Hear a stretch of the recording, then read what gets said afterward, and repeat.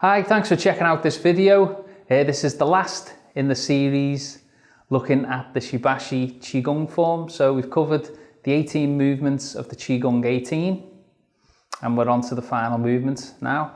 So if you're interested in any of the other movements and you haven't seen them, you can find these on this channel, as well as a warm-up routine and the Shibashi practiced in its entirety.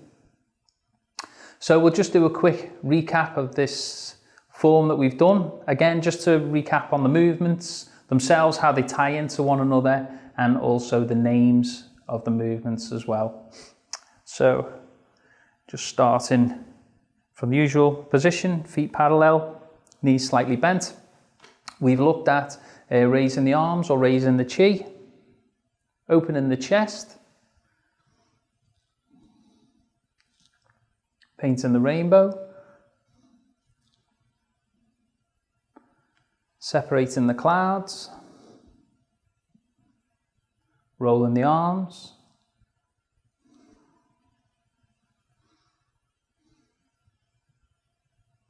rowing a boat on a still lake, lifting the sun, looking back at the moon,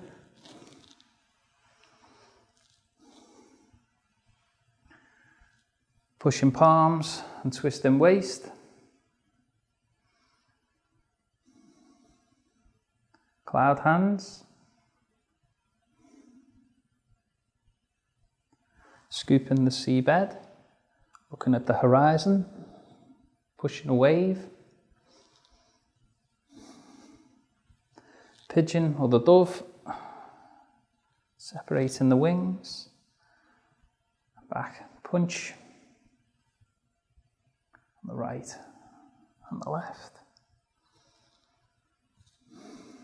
Wild goose, stretching the wings, down, rotating the flywheel, moving like a windmill,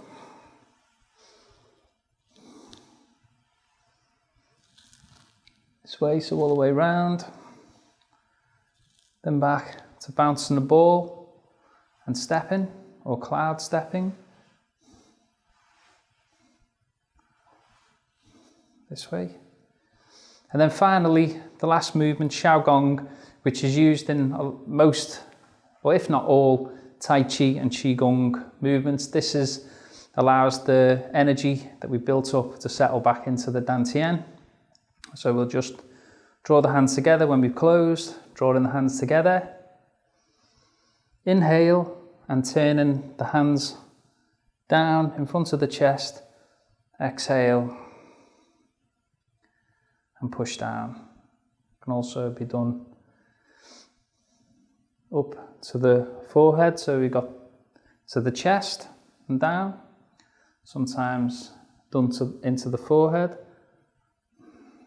and down. Sometimes you'll see it being taken up and over and down this way. But the purpose is to relax the breathing, gather all the chi and guide it back to sink down and settle back into the Dan Dien area. Remember that all these movements are designed to build chi. There's not a definite sort of translation for the idea and the concept of chi into English. But if we can think of it as life energy, the thing that animates all living things and connects us all, from an illness point of view, it's believed in traditional Chinese medicine, it starts being understood here in the West as well, that a lot of disease manifests first on an energetic level or an emotional level, and then if left unattended, can then begin to manifest in a physical ailment. So that's the level that Tai Chi and Qigong operate on. So it's not physically rigorous because the techniques are internal, and this is the final movements of collecting all the internal energy that's been created throughout the body and guiding it back into the Dan Dien area, which again is located 2 fingers below the belly button. So the easiest way to find it is put your thumb in your belly button and just drop your hand, and your hand will be covering this area of the Dan Dien. So you can think of this as an energy bank. We can build and refine the energy in the Dan Dien to keep our bodies healthy. It also aids in our balance and our routing of our movements, keeping the energy sunk down, which again starts to feed into the martial arts aspect of Tai Chi and some movements of the Qigong.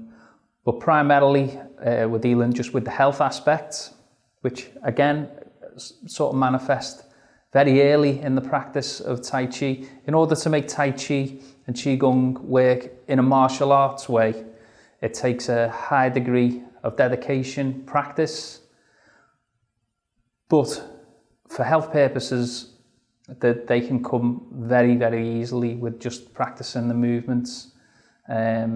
If practiced diligently and regularly, you can experience better health. Something that just happens with combining focus, breathing, and the movements together. Okay, so as I was saying, this is just the final movements, collecting. We're inhaling as we bring the hands up, collecting all the energy. We're using the hands in order to guide the energy down as we inhale. Imagine that we're pressing down. We're not physically using any muscle strength here, just with the imagination, the relaxation, sinking down. Exhale, bending the knees, keeping the spine straight as we come up, collecting the energy and down, or collecting the energy to the chest, down to the forehead and down. If you practice the movements regularly, you'll probably find that your hands are kind of buzzing with energy after a bit of practice. So it's easy to imagine that you're collecting this energy. The palms are warm, maybe feel a little bit more substantial, maybe a little bit swollen in a good way. Up and then exhale down, just guiding that energy down to the Dan Dien area. A technique that I like to use is almost gathering extra energy again. So we can, once we finish the cloud stepping movements, we can move down to collecting energy. Again, we're getting another workout with the legs and the lower back. Down, inhaling, crossing the hands up to above the crown, and then sinking down. Exhale. I'll repeat this 3 times. Up and down. Up and down. So as I say, this movement will probably conclude most Tai Chi and Qigong forms.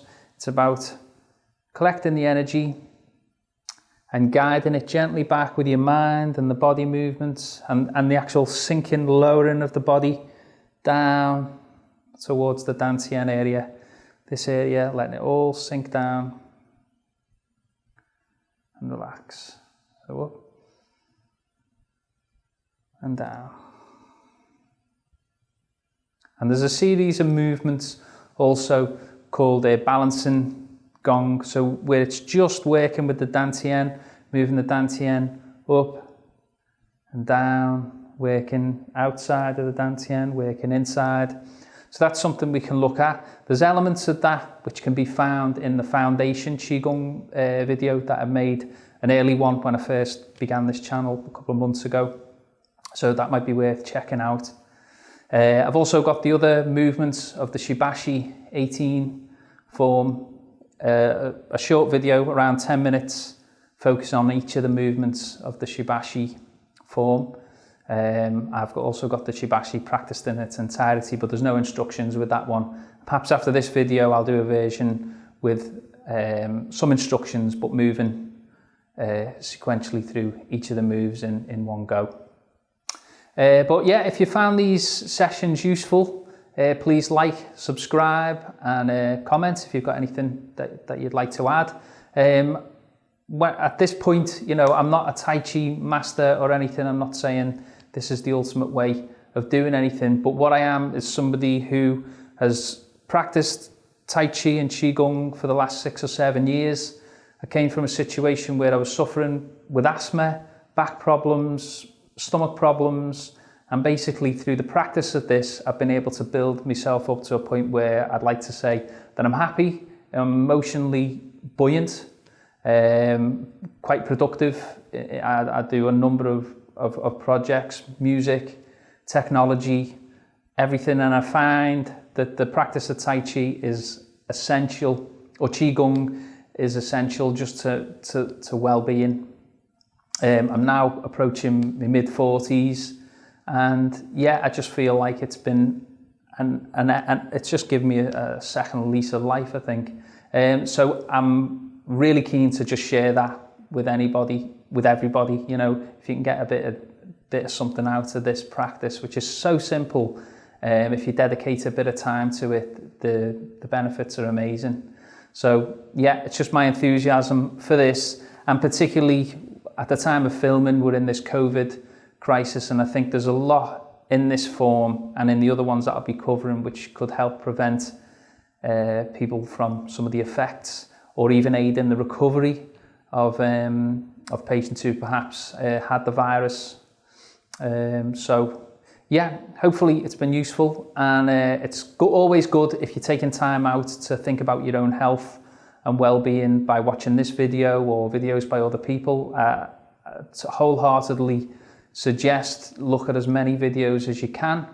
Try and check out, you know, different forms and methods, but take your time, be patient with yourself. It's not a race, it's the opposite. Even if you're so enthusiastic as I was when I first started this, I wanted to know every movement and all that.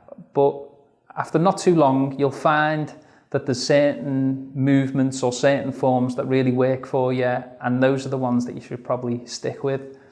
They don't have to be fancy, they don't have to be complicated. As long as it works for you and brings you back to a place where you feel happy, you feel healthy, then they're the ones to stick with. I don't think anybody can do all the forms that they know, and particularly Tai Chi masters and that. There would be not enough hours in the day. So be gentle with yourself. Don't put yourself under any pressure, because that undermines the whole purpose of these. It's that you're to relax, you're to be kind to yourself, and also with other people as well. So, but by being kind to yourself, you'll end up being more understanding and empathetic to other people as well. So, what do I know? Thanks very much for watching. Look after yourself, look after each other. And as I say, if you enjoyed these, don't forget to like, subscribe, and hopefully see you in the next series when we'll start looking at another form as well. Okay, take care.